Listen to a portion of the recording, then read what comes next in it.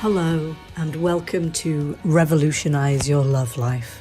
Do you want to know more about love relationships, what makes them work, how to create the one of your best dreams? Do you want to be in a really healthy, juicy love relationship? In these podcasts, we will give ideas and practical advice to light your way. Whether you're looking for a love partner, already in a relationship you wish could be better, or leaving one that has run its course, there will be something to inspire, empower and support you. Revolutionise Your Love Life is a fortnightly podcast where you will access the knowledge and wisdom of love experts and relationship coaches from across the world to help you find true fulfillment in love. I am your host, Heather Garbutt. Welcome. Ignoring a narcissist is the best way to reduce their power over you, because they constantly want to control you, manipulate you, so you really can't ignore them, because they want you to be emotional, because your emotions give them the energy and actually the weapon how they can manipulate you and humiliate you. So ignoring the narcissist is the first step and foundation for your healing and getting out of their narcissistic control. I'm Eva Andriessen. I'm a relationship coach, and today I'm here with Heather Garbutt. Yes, I'm Heather Garbutt. I'm a relationship coach too and a psychotherapist of 40 years. Together we form quite a team, and we're working on this area now of narcissistic abuse and narcissistic control. Yeah. So ignoring a narcissist is really important step on your way to get out of their control. Yeah, because they always try to get you, punish you, manipulate you, control you, and they love your emotions. If you are emotional or even hysterical, they just feel good inside because they got you. So when you start to ignore them, it's actually one of the ways how to lose their control, how to lose their power over you. But the thing is, you need to do it really consciously. You need to do it even from your true self, from your center. Because if you don't do it from this place, but if you do it more from from the painful place inside of you, they will get you again, because they will do anything to get you back to their game. Yeah, the pain is the best way to manipulate you, keeping you confused, gaslighting you. That's the beginning part, telling you that your reality that you know and you experience is not the case. So they get power over telling you your reality isn't yours, and that you must be really crazy if that's what you believe. So that's the way they get in first. I think I just might like to backtrack a bit, because I think there's more than one sort of narcissist. And there's the helpless one who really is a victim in themselves. They just haven't got a clue how to live life. So they'll be clinging on to you as an empathic carer, making you responsible for everything, for living their lives, for earning the money, for organizing everything like a child. And they can be just as vicious because they're working from fear as well, but it comes from a different place. And ignoring them is the right thing there too. But I just want to understand that not everybody is like the other sort, which is the ones we're more talking about today, which are the more vindictive, land-grabbing, controlling, bullying narcissists who really just thrive on the power of seeing you squirm. The other ones want you to squirm so that you won't leave them and they won't have to grow up and take responsibility. These ones do it for the pleasure of it. Yeah, it's so important to get that there are many types of narcissists. So sometimes people are a little bit confused about if their partner is narcissist or not, because also the covered narcissists, they can be actually very successful in their job, but they really manipulate from behind. They have very strong passive aggression, which is also very, very dangerous. And usually they're really good from outside, like they have good name, or they are for people outside they are humble. Like if you tell them that they punish you or manipulate you, nobody would even trust you or believe you, because they really care for their reputation. Yeah, so sometimes Absolutely. it's really dangerous, or sometimes you don't know. And the thing is, doesn't matter if a person is narcissist or not. The most important is if you can live with that person, if you feel happy with them. Because if you feel that you have fear all the time inside of you, or feeling obligations or some guilt all the time, it's not good for you. No, it will eat you up. And the chances are you are a loving, caring person because you're responding to somebody else really putting their needs first. So you'll want to look after them, you'll want to give, and they can use that too to guilt you. I think it's likely that you share some childhood wounds. You may be more conscious of yours than they are of theirs, or it may be obvious that they've had a terrible upbringing. But the way that you've dealt with it may be different. You've dealt with it by being a caring, empathic, reflective person, looking out for other people, denying your feelings to care for somebody else. They've gone to the other side where their feelings matter more than anybody else's, and they're going to land grab, control. I think we've got some examples of that in the world at the moment. The land grabbers are very visible in different ways all over the world. Yeah. Yeah, so they really want you to get you, to really, like, they want you occupied your life by them. So it's the reason it's at the beginning of this relationship, you feel that it's very intense because they love when you think all the time about them. If you do everything for them, if you just don't think about anybody else, because it's feeding them that your whole word is about them, because it's their thing how they control you and manipulate you. So when you start to ignore them, it would be like a little bit hurting them, because they want to be visible, they want to be admired, they want you to be like their slave sometimes, even like this. Yeah, many women with who I work feels like that they need to do everything in household. Like they always tell them it's work for women. So they are confused and they are feeling wrong or bad if they don't do it, because they know what it's good for you always in this way. Yeah. So they take the authority. Yes, they take the authority. And the most painful for me is that when I hear the sharing of people, they don't care about them when you are ill or when you are sick. They just leave you and go to see their friends. Yeah, it's so painful to see those manifestations. Yeah. I want to go back to the ignoring now, because I think that's really the core of this talk we want to do today. So we can see really how we've got to this place, that they've cut you off likely from friends. So they've cut you off from any other source that would reinforce your position. And then they've really got you. So you've got little else to do but ignore them. And you can do it really carefully, really consciously. Just don't respond to their demands. And it doesn't mean that you have to blanket. You can just be assertive and say, yes, I understand, and I'm doing this. Yes, I understand, and not now. Yes, I understand. So you just sort of stonewall, but really politely. So it's not just, because I think you're in danger if you just ignore them like that. They'll really up the ante and have a go at you. So you need to find those subtle ways that just block their path. Yes, What do you think, exactly. Heather? Yeah, because it's, as you said, it's so hard to ignore them because they can trigger your deepest wounds and they know how to trigger you. Yeah, so ignore them. It's very hard, especially most of them say to my clients, you are ignorant. You are not interested in things. Yeah, they even blame them and they ignore stuff. So when you start to, so they are really worried. They don't want people ignore them. So when you start to ignore them, it's, as Heather said, it's more about doing in that, I would say, that yellow rock. It's being like in polite way, but talking mostly about facts. Yeah.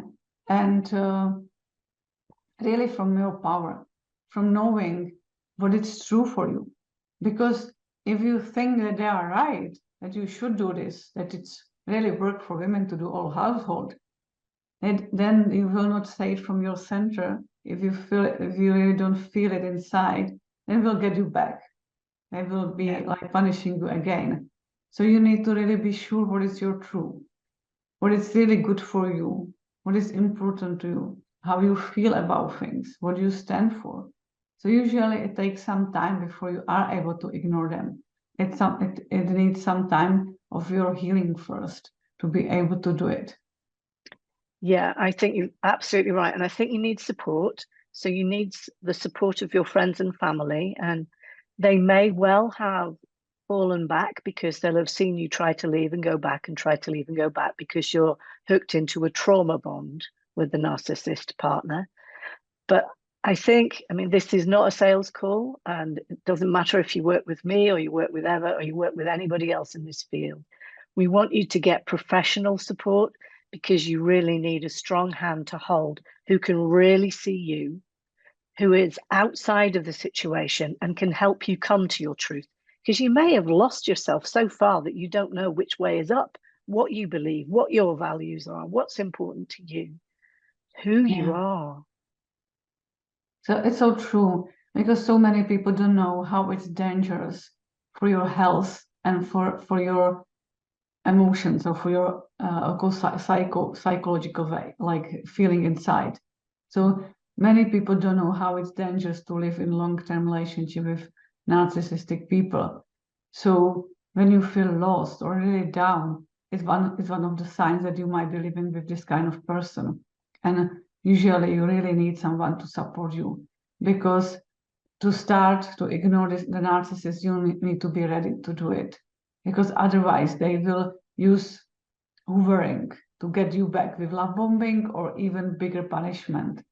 You know, even one lady told us when she tried to do it and she wasn't still ready, she even apologized him for her behavior, because she wanted to do the things by her way, but she couldn't cope with it because she wasn't ready. Yeah, she couldn't set the boundary. Yeah. I want to talk a bit about the different levels of self that we talked about before we came on the call. So I touched on it before. There's the wounded self from the beginning, and then you get on the top of that, you get the false self. So for us over here, us empathic people, the false self is the carer that denies ourself and denies our needs. And this is how they get us, denies our needs and looks after everybody else. So the false self is, I look after everybody else, I feel for everybody else, I'm a really good person, but I don't have any needs. And that is to avoid feeling the feelings of the initial wound when you were neglected emotionally. Most of us don't know we were, but most of us in this generation and previous ones were, because it wasn't in the common culture to know that children had emotional needs. So don't vilify your parents. They didn't know what they didn't know. So when we go to this side and we go to the narcissist, they have their wound, but they have developed, rather than the, if we think in trauma terms, fight and flight, this is the fleeing side. On this side, they've developed the fight side. So their false self, their armored self, as your dear husband calls it, their armor is fierce and it goes into battle, and it's very wounding. It's not just armor, it's got swords, it's got guns, it's got weapons, and comes at you. And again, it's so they don't have to feel their feelings. What is very interesting or even sad, that actually with the fighting or manipulate you or being nasty to you, their shield is getting stronger. Yeah, they are getting stronger. We actually don't get stronger when we are nasty to someone. But what we can do, we can go back to our true self when they don't have access to. We can grow and be very strong again by really coming back to ourselves, to coming to our foundation and really finding back who we are. We can connect with our true self. They can't do it. So they need their weapons and their shield to be strong. Yeah, so Of course, if you are in your early journey of recovery, you might have the desire to for the revenge, yeah? Because you suffered so much and they hurt you so much. And I know that it's sometimes against even your values to do something to them or punish them back. But sometimes it's good for the process that you get your anger out. Finally, you are not going to be dismissive anymore. You just start to show your power back. And it can be one of the first steps to really showing who you are. And also in this stage, it's really good to have also the plan how to leave him. Yeah. And that's, again, you need the support of a coach or a group, and you need your family and friends to help you do that. And just a reminder, never tell them when you're leaving, because they'll try and thwart you. Try and get somewhere to go that is absolutely safe, where they can't get to you, and do the ultimate ignoring. It can be difficult if you have kids together, and maybe we need to do a podcast on that, of how to co-parent with a toxic ex-partner. Yes, we can do that. What is really important that when you go through your healing process, it's about finding your way to be your true self again. And to leave them, you need to be ready, and prepare for it. Because I from my experience, when people are not ready, they suffer quite a lot after they're leaving them, because the narcissistic abuse will not finish by leaving them, especially when you have kids, because they would like to get the power and control back. So you need to be really ready and to do it in the best way. So the thing is to be ready. It means you have enough information and you know if who you call, then you are emotionally more stronger, and also that you have some financial support. You saved some money, or you have friends or family who can support you. Because I had in my coaching practice ladies who were brave enough to leave them, but then later they came back because they weren't strong enough, they weren't ready enough. So they actually hoovered them back, and it became even like worst scenario. Yeah, they got stuck there even. So disempowered by then. They know they've got power. So when usually they come to me when they are already with them again for the second time and not knowing what to do, because they hook them to the relationship even more, like, I don't know, move them to different house or bought them big present or something that it's even harder, or sold their flat if they had any flat. So they really, if they had the scenario that you leave them, you already left them, they will do everything that you will not do it again, because they really want you to control you. Yeah. So key points are ignoring, be ready for a backlash, do it politely, the yellow wall, as Eva says, just gently, firmly, hold the boundary, gather as much support as you can from friends and family, make a plan to leave, and really work on getting back to your true self. Ideally with a coach who specialises in this field, but there are groups as well that you can access. Both and, ideally. Yes, so true.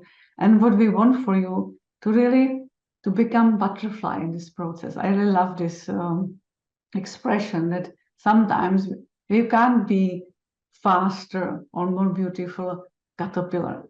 You really want to become butterfly who can fly, who can have beautiful wings. And the process is a little bit painful, because in the cocoon there is nothing, like only water or some juice. So sometimes the process of healing, it's not easy, it's not smooth, but you can create much more better life after your breakup or after your divorce, if you have the right people who can support you in your journey. And that's what we're holding for you, a better life. And we'd love to support you. Definitely. Better life for you when you are really powerful, and that you really own your uniqueness and seeing that you are amazing. Shall we leave it there? Thank you for today. Bye. Thank you. Bye-bye. Thank you so much for listening to this episode of Revolutionise Your Love Life. I'd like to know what has been your biggest takeaway from this conversation. Do take a minute and share this with us, and visit us on our Facebook page. You can connect with me personally on my email at heather@heathergarbutt.com. If you can think of someone who will benefit from listening to this podcast, please do share it with them. If you have any feedback on how I can improve it, please do reach out to me, as I'm always keen to learn more. Thank you so much again for listening, and we'll meet again on the next episode of Revolutionise Your Love Life.